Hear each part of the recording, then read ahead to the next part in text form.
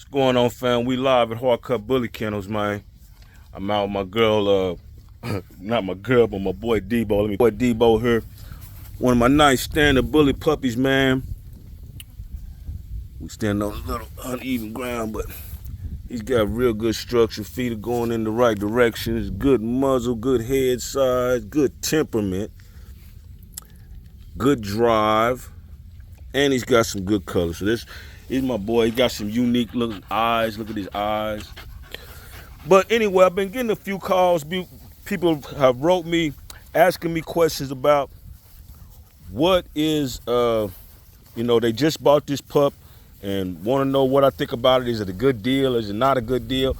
So it's a lot of stuff that I can't put in the writing because a lot of you are picking the pup for the wrong reason. So I want to go over today kind of what is the things that you should be looking for if you're looking for a foundational bully, man. And it gets really, really deep. And with you not having a whole program set up yet, you gotta start at one entry point. So let me try to get you there. First, I would say it has nothing to do with color. Color is an end attribute. There's a whole lot of things that go into making a dog breed stock or a healthy, structured, sound dog. There's a whole lot that goes into that. And a lot of those traits you can't see because you don't have a program set up, but you kind of have to look for. And you can look for the drive. And let me break it down by piece by piece. First, I would say structure is the number one thing I would look for. And then after structure, I need to have good drive. And then after good drive, I need it to be a good temperament. Then after good temperament, I need him to have a nice big head and big muscle. And we can make him some hard cut, man. But that's my vision, and each one of you have to have a vision of what your program is trying to do. Make standard or pocket or XL bullies. You cannot go get Lucky Luciano's daughter and make that. It ain't gonna happen. That's an exotic bully, and it won't make that type of bully. If you're trying to make standard or pocket bullies, you can't go get a micro or a nano. You can't get on the exotic. I mean, you can't go get a standard and think you're gonna make exotics. It's not gonna go that way either. Regardless of what your vision is, you have to have the dog in the class and type for that vision. When I say class and type, I mean pocket, standard, classic. XL is class.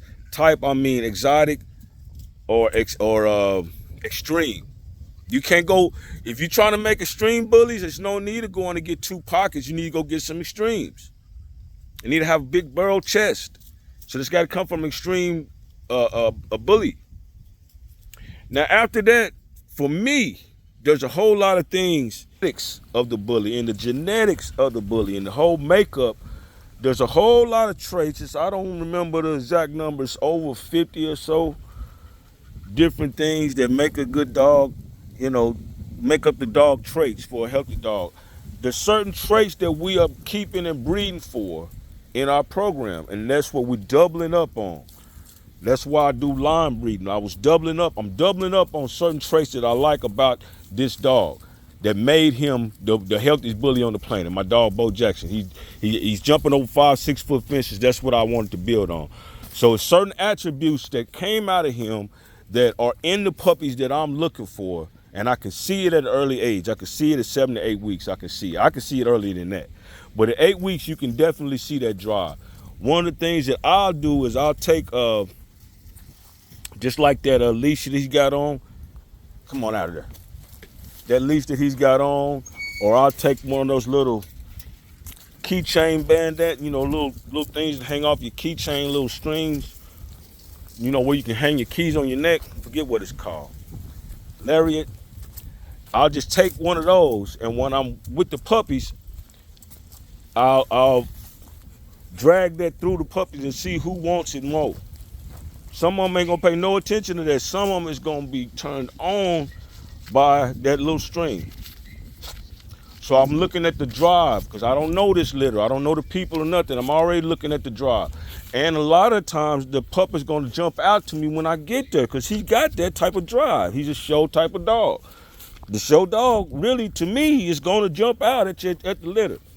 But regardless if you have that type of eye or not, I just want you to understand that you have to have good structure and you have to have the right class and type for the program of your vision. Once you get your program started, now you can study your pups. You can analyze it and see which one out of the litter is for what you're trying to do. It might be a great pup. So when a person comes to me, they tell me exactly what they're trying to do. I'm gonna point them in the perfect direction. So when you go to the breeder, you should already know what your vision is, what you're trying to make. If you're trying to do micros and exotics, that is a different price range than these others, and it's a different way of breeding. You have to be ready to do all of the things that comes with that, artificial inseminations and different things that you have to do as a micro bully breeder. But if that's what your program is set for, that's what you want to do, then you have to get micros. You cannot go and get. You can't come to hard cut. We don't have nothing exotic you can get. I mean, you could breed the hard cut Chucky, but that's it. So unless you need a stud crater from the hardest exotic on the planet, you can't come to hard cut if you're looking for exotic stuff. You can't come to hard cut if you're looking for Merle stuff. If you're gonna do Merle, you gotta have one Merle and one something else. And that something else, you can't breed two Merles together. So you gotta have a Merle and another. That other dog has gotta be something. You can't have a Merle standard and then go get a exotic to breed it to. Even though it's mathematically right, them dogs are not gonna look good, probably not gonna be good functional. But they ain't gonna be bully like we want them. They're not gonna be able to compete with the regular market. They're not gonna be standard. So you have to know what class and type you're into. Before you get into this, you need to really get into it and check it out and do your research and know what's going on. And don't pick it for color. It's the last thing I'm gonna tell you. Color has nothing to do with it. Well, it has to do with it in the end. If you once you got everything right, checked off on your list, color is a good extra to have. But you cannot go in there looking for this dog that you seen me have. You want to get the color dog like that. That's what you starting the program. That ain't got nothing to do with it. Or I want the tricolor bully. That's what I'm starting. That ain't got nothing to do with it. Not for breed stock. You can do that for pet. If you just want to start collecting pets, then yeah. But if you want to do breed stock, you have to be particular on your picking and you have to know what you're looking for. At 7 to 8 weeks, you can tell how wide it's going to be. You can tell how aggressive it's going to be. You can tell what type of drive it's going to have. You can tell how smart it is, and a lot of times. So go to the litter, check it out, check out as many videos as you can before you get there, and you can see a lot of this. A lot of times the show dog will jump out because he's a show dog. He's gonna start popping just like if you was watching football and you seen Barry Sanders run across the screen, he popped because he's amazing. He's the greatest. That's how a good dog is gonna pop out of that litter.